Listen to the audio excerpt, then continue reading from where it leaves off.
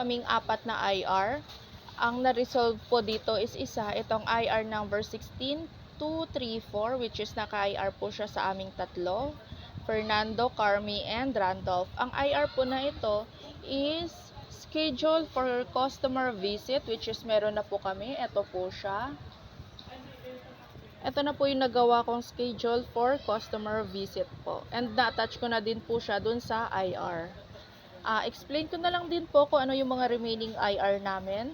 Meron po kami ditong IR number 16718, which is yung visual execution for glass show window po. Ito po yung tinutukoy nila. Bali, ito po yun.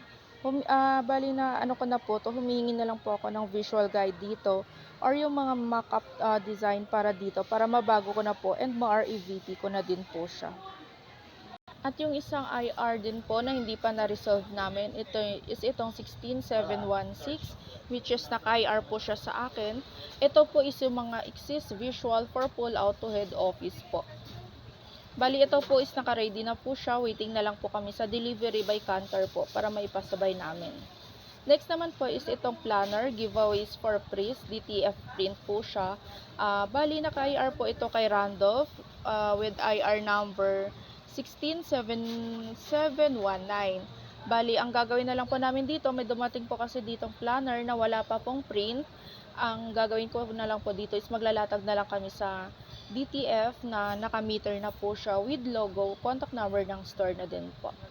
Bali, yan lang po.